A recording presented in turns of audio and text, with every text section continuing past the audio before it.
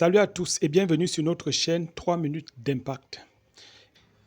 Dans cette vidéo, nous allons écouter un serviteur de Dieu qui est connu. Beaucoup de personnes connaissent cet homme de Dieu parce que c'est un homme de Dieu international, un prédicateur international. Alors, il explique pourquoi jusqu'à présent tu n'es pas encore marié. Donc ça, c'est quelque chose qui concerne beaucoup plus des personnes qui sont encore sous le joug du célibat ou alors qui ont des enfants célibataires et qui ont besoin que ces enfants se marient. Alors, je vous laisse écouter sans plus tarder. Dites-nous en commentaire ce que vous en pensez. Est-ce que vous êtes d'accord avec ce qu'il dit? Et vous allez nous dire en commentaire si vous êtes d'accord ou pas. Merci. On se dit à la fin pour conclure. Pourquoi tu n'es pas encore marié? Plusieurs sœurs célibataires, frères célibataires, et comme nous essayons de trouver une solution qui pourra permettre sur le plan sociologique, théologique et beaucoup plus sur le plan spirituel de pouvoir tirer notre épingle du jeu. Alors, le mariage. Pourquoi certaines personnes, pourquoi tu n'es pas encore marié? Je viens de présenter en titre d'introduction les raisons pour lesquelles les gens ne se marient pas. Mais au-delà de ces raisons, nous avons également d'autres choses et d'autres choses que nous faudrait que nous en parlons. Nous allons parler dans ce direct, par exemple, du sexe avant le mariage. Est-ce que c'est possible parce que l'histoire encore que nous avons vécue aux États-Unis tout récemment de ce frère qui, pasteur de son état, a décidé de ne pas avoir des rapports sexuels avec sa fiancée parce qu'elle attendait le mariage, se rend compte le jour du mariage, il faut avoir peur de la femme. Le jour du mariage, ce n'était pas une femme authentique créée par Dieu, c'était un homme qui est devenu transgenre, qui est devenu une femme. Et elle a avoué. Mais le monsieur a battu les bêtises. Il a dit, mais c'est pas possible. Donc, elle est à l'église. C'est comme pour dire, l'église n'est plus un lieu de sécurité. Ce n'est pas parce que c'est une sœur qui est à l'église que tu ne penses pas qu'elle a eu 283 avortements et qu'elle a 17 enfants et que même l'enfant que tu l'appelles son petit frère, en fait, c'est son enfant qu'elle avait eu quand elle avait 14 ans. Donc, vous vous rendez compte qu'aujourd'hui, il n'y a presque plus de sécurité. On se pose la question de savoir où allons-nous. Qu'est-ce qui ne va pas? Nous avons des frères aujourd'hui qui, malheureusement, après avoir mené une vie de désordre, sont devenus impuissants. On les a jetés au sort. Et il n'est pas guéri. On lui dit, mon ami, va à l'église, là-bas, on va prier pour toi. Et à l'église, le gars est mignon, beau, il ressemble un peu à Juno de Camden Joshi. Donc, alors, on dit, voilà, la sœur dit, c'est l'homme de mes rêves, c'est l'exaucement à ma prière. Seigneur, merci parce que tu es vivant, tu es fidèle. Et la sœur devient zélée, là même à la chorale, elle chante. Elle est même fidèle à l'église, elle vient légèrement au culte à l'heure, simplement parce qu'elle avait une proie à attraper. Alors, malheureusement pour elle, cette proie n'est pas une véritable proie, c'est un loup. Le monsieur dit non, en tout cas, moi, je ne veux pas faire des rapports avec toi, hein. Moi, je vais rester juste comme ça, jusqu'au mariage. Mais la sœur dit, en plus, c'est un frère sérieux. Waouh!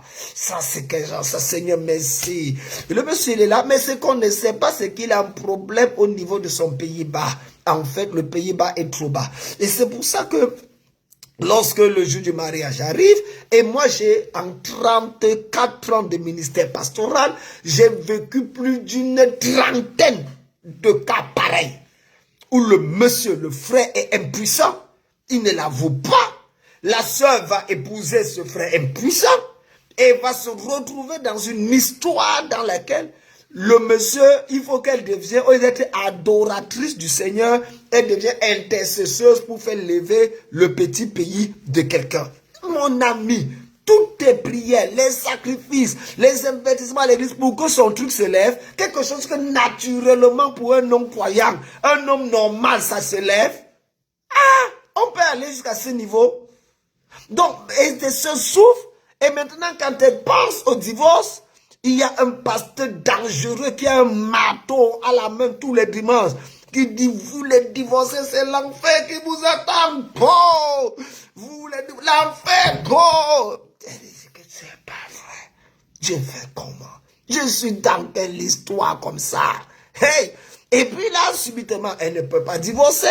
Le monsieur ne la satisfait pas. Et elle s'est dit, bon. Alors, à côté de monsieur, il y a un Jean-Pierre. Les Jean-Pierre. Méfiez-vous des gens qui s'appellent Jean-Pierre. Ou alors, qui s'appellent Pierre-Marie. des gens, Jean-Pierre, Pierre-Marie, sont des gens bizarres. Vous savez que Pierre, c'est quand il y a déjà Pierre dans le nom de quelqu'un, il faut faire très attention. Alors, ce monsieur Jean-Pierre, dont elle arrive là à l'église, et le monsieur, lui, c'est peut-être un diacre, c'est un frère, et lui, il répond bien d'ailleurs. La sœur se dit, ok, je fais comment?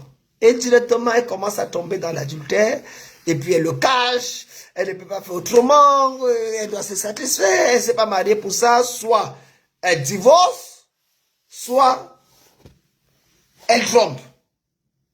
Vous allez me dire, mais il y a la troisième option, qu'elle reste sans rien faire, avec ta tête comme la tête d'un piment qui n'est pas bien cuit. Toi-même, tu vas rester sans faire dans un mariage. La Bible dit que vous séparez, ne vous privez pas l'un de l'autre. Même dans le mariage normal, Dieu dit ne vous privez pas l'un de l'autre. Si c'est né d'un commun accord, et même jusqu'à là que ce soit pour un peu de temps. Un peu de temps. C'est-à-dire que quand vous vous privez même, parce que la femme veut prier et retraite le monsieur en jeûne, que ça ne dépasse pas 3 jours. Parce que tout couple qui font 3 jours, une semaine, tout couple qui fait 6 jours sans toutounia, ce couple a besoin de délivrance. Comment? 6 semaines sans faire. Non, tu as besoin de. Si ta femme le fait, elle a besoin de. L'homme qui a besoin de délivrance, il n'y a que 2 possibilités. Soit il est possédé, soit alors il est possédé par un esprit démoniaque, soit alors il est possédé par une autre femme ou un autre homme dehors. Après chaque 6 jours, c'est pas pour rien que Dieu a permis que la femme puisse avoir ses menstrues 3 jours, 4 jours encore. Pour certaines personnes qui sont un peu des problèmes, c'est 5 jours. Dans le 6e jour, tu dois être actif. Donc Dieu lui-même sait que chaque 6 jours, aucun couple ne doit rester sans pouvoir louer, adorer et finir par le parler en langue. Mais pourquoi? Les raisons sont simples. Les sœurs sont célibataires aujourd'hui, premièrement. Commençons par les sœurs. Mettez les cœurs, partagez s'il vous plaît. Je ne vois même pas combien nous sommes là. Je ne sais pas où est-ce qu'on voit ça.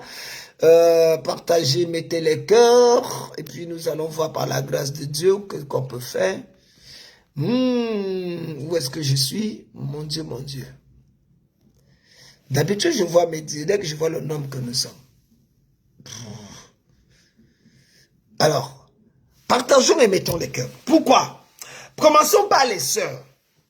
Pourquoi les sœurs sont célibataires? Numéro 1, parce que les frères sont malades, sont possédés. Le niveau d'irresponsabilité des frères en Christ dans l'église est grave. Irresponsable. En fait, les frères en Christ sont des gigolos spirituels. Il ne fout rien. Il a un appel ministère dans sa vie et il attend le jour où le vieux pasteur là va mourir pour lui passer le flambeau pour qu'il puisse prêcher.